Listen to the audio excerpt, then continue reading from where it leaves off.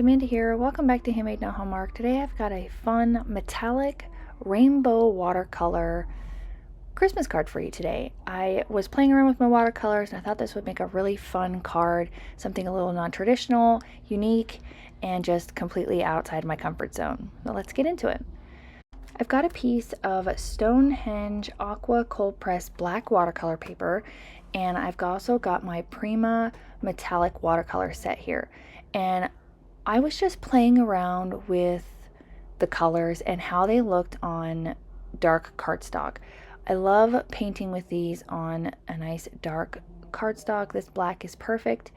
And again, I was just playing around with my colors. I had recently done a card and I wanted just to see how these would look.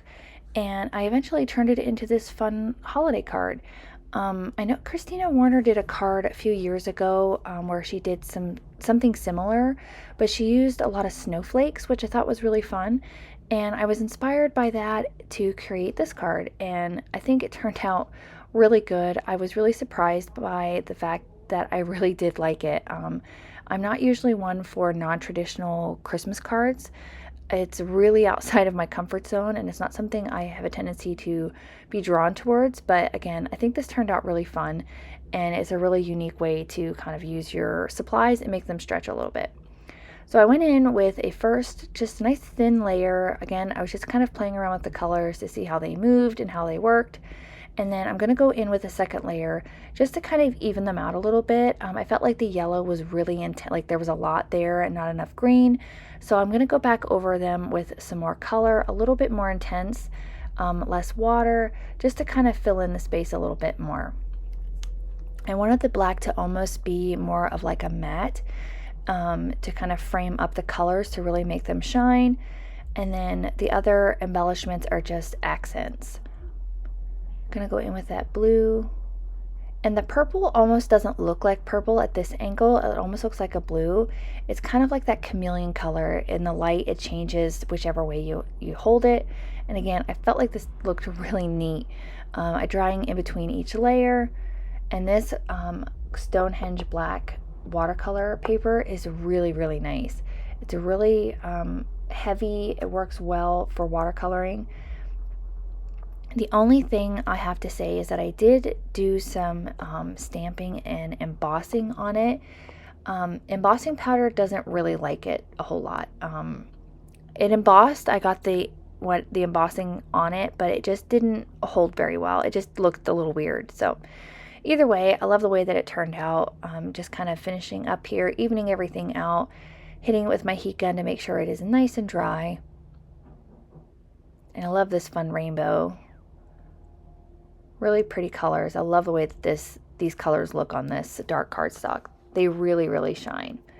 Gonna let that dry for a little bit, and I'm gonna work on some other elements of my card. Here's where I'm gonna do that embossing. I wanted the black colors to match. I didn't want to go with a different black just because their tones can be a little bit different. So I'm using the Christmas Blessing stamp set from Simon Says Stamp, and I'm gonna stamp down a greeting, Merry and Bright on here. And again, this watercolor paper, it holds the ink, but it doesn't hold it really well. So I stamped this down 3 times to make sure I had a really good amount of ink on here. But for some reason it didn't want, I think it just pulls that ink in so fast. It absorbs it so fast that the embossing powder didn't really have anything to hold on to.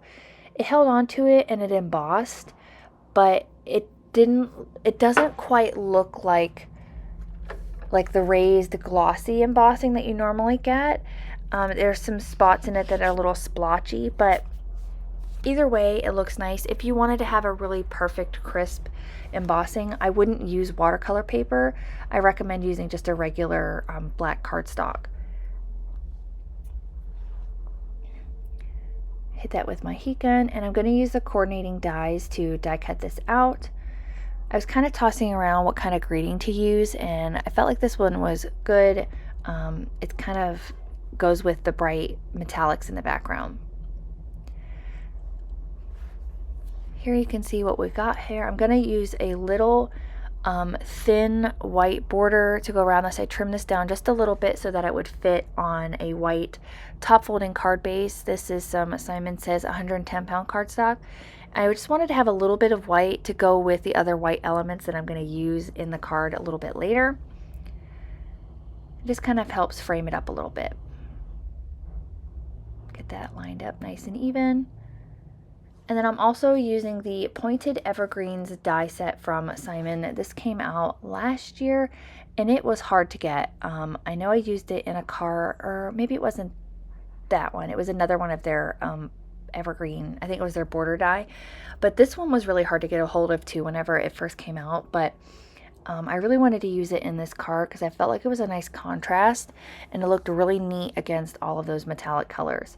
I just die cut it out of some heavy white cardstock, and I'm going to stack them up on top of each other. I cut out 4 in total so I could stack them up, and they stacked up really well.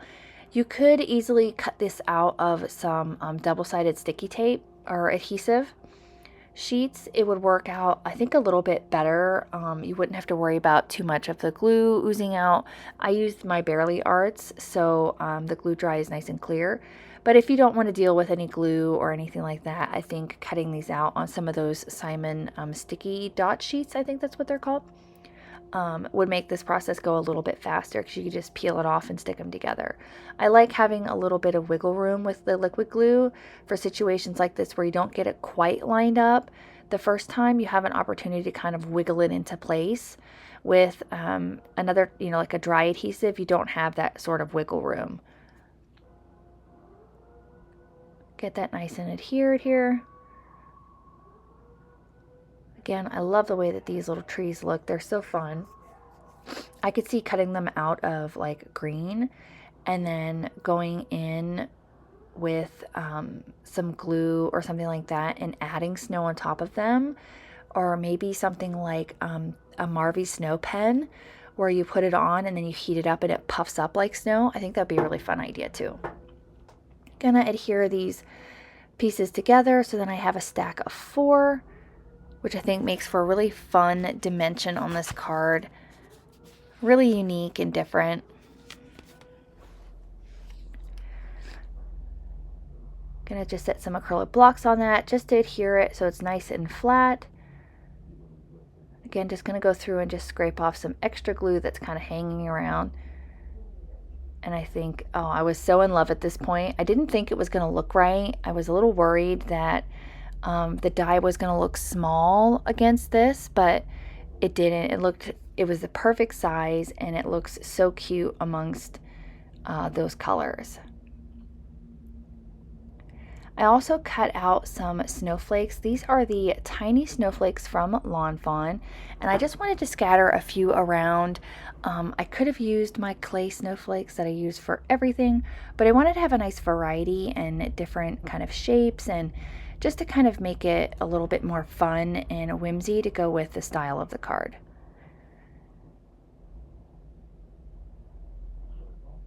This is a really fun, versatile die set. You can use it for all sorts of things. Get a few more snowflakes adhered here. And that will finish up this card for today. I really hope you enjoyed this fun, non-traditional rainbow metallic card. Again, I had a lot of fun creating this card. I just love the shine and the shimmer on it, and that it's just a lot of fun. I hope you enjoyed. If you did, please consider hitting the like button as well as the subscribe so you don't miss out on any more videos here at my YouTube channel. Hope you have a wonderful rest of your day, and I'll catch up with you guys again real soon. Bye!